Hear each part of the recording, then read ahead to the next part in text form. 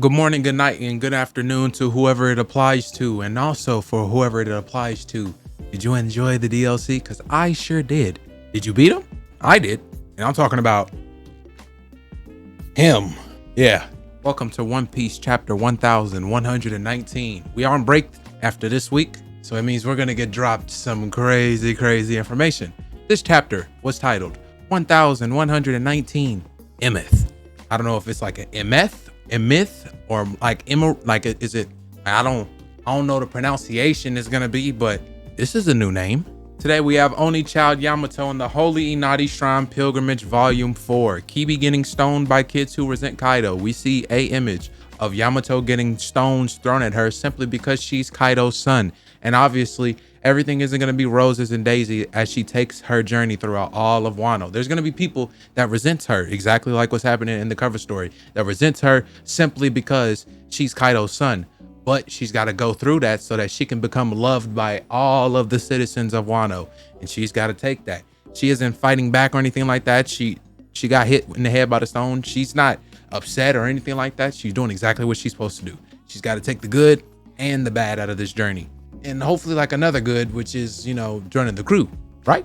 We start off this chapter with the conversation between Kaku and Stussy. I believe this is still a conversation of who needs to leave and who needs to stay here, because Stussy asked for Kaku to be able to leave dirt free. And she said she's got to stay here because she has a mission to complete.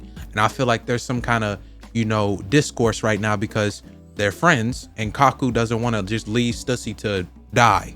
I stand corrected. So the actual situation that is going on is that Kaku is telling Stussy to leave because she is a betraying rat that worked with Vegapunk.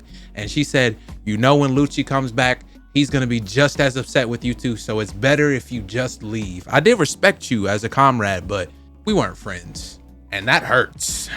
And as I look at this thing up here at the top, it says words that shroud the truth. Well, damn, stings. Oh man, okay, so we go straight over to the main battle. The double gear fifth vibes versus, I swear I can never remember none of these Gorosei's names, bro. I think it's Mars. I'm gonna get it down eventually. I was right, it is Mars. So it is Luffy and Bonnie, both in gear fifth versus Mars. Now remember, this is Luffy with the Gomu Gomu no Mi. He's been training with this fruit for mad long. Bonnie just got access to these powers, so don't think that they're gonna be the exact same power level. Not to mention, Luffy has all the hotkeys. We haven't seen anything from Bonnie. I mean, I got spoiled of one of them, but we'll see. So Luffy is right now trying to conduct a plan in order to get past all of this, damage negation that the Gorosei have, because he said no matter if you chop them up, slice them up, or punch them, nothing works. So I want you guys to attack me. I don't know where he's going with this, if he's able to absorb the damage and then send it to Mars, but isn't they just gonna do the same thing? The giant said, all right, you can handle all that. We'll put out this fire on our ship and get gone. Y'all can handle Mars. So Luffy, hold on. Because this, first glance, I'm confused. I have to go back. So the plan is for everyone to attack Luffy and then hurl him at Mars at full force. He goes up to Mars and then grabs him, and then everyone attacks Mars at the same time. Sanji does Ifrit Janbei Hell, Frankie does Impact Strong Right, and Bonnie does a armament hockeyed gear fifth giant pistol, but she calls it Memory's Right Punch. And I don't know how this is gonna work, but everyone attacked Luffy while he is grabbing Mars. So how does his damage go to Mars if no one attacked him? Because he's just attacking Luffy. I don't get it. I guess we'll have to just find out. Okay, I was really confused about this page right here. I was very confused on what was going on.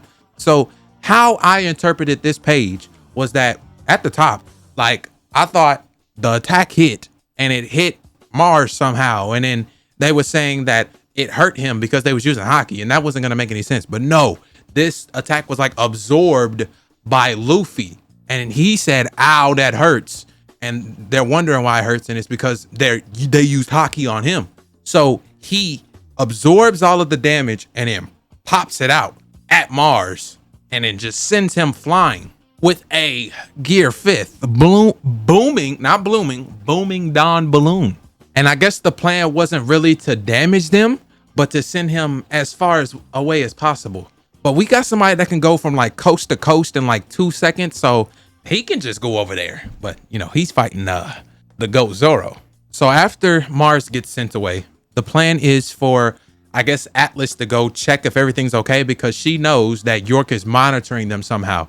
She checks in with Edison, and we get nothing back from the transponder snail. We even see the transponder snail that's supposed to be Edison's, and no one's there.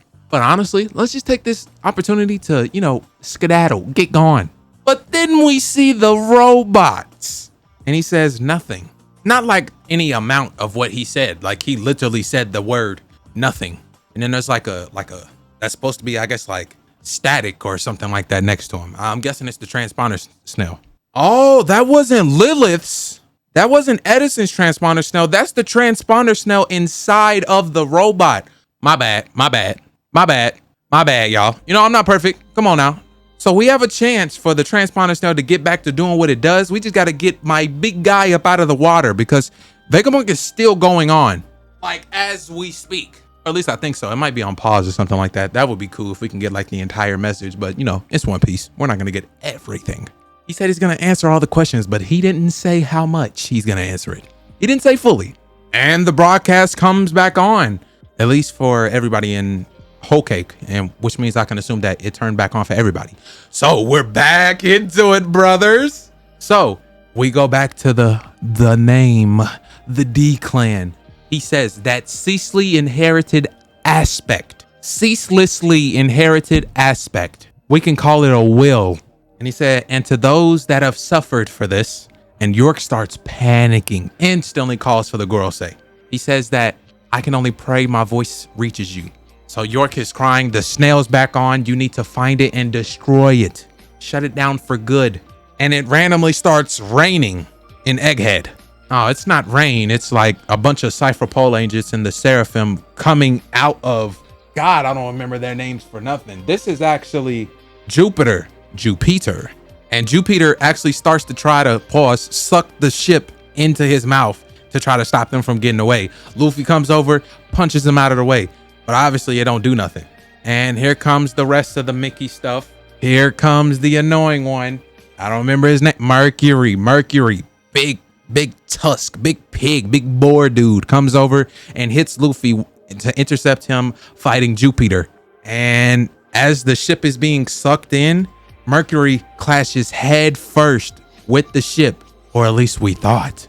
Bonnie gets out of the Gear 5th form. She says being free is too tiring. She didn't last long at all in this form. But as I was saying, Mercury is about to go head first with this ship. But of course, the robot stops right there and clashes with Mercury. And he says the time is at hand. And everybody is saying, bro, what the hell is that? Because nobody has seen this robot until now. And that is where we conclude the chapter. There is a lot of talking points on what is to come for chapter 1120. Oh my God. So the transmission is back on because the robot is out of the water, or he was getting close to being out of the water. So he was able to get that nice signal out.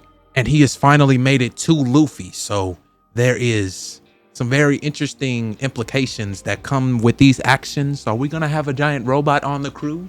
Because if he's loyal to Nika, you know, he's not just gonna leave unless he gets like destroyed or anything. Then we're gonna find out there's like somebody in the robot, or you know, someone's inhabiting the robot, or you know, the robot is like the same thing as Zunisha. Like there's a lot that needs to be talked about for chapter 1120, and I hope everything gets spoken on, especially the Will of D, the D Clan, and all that.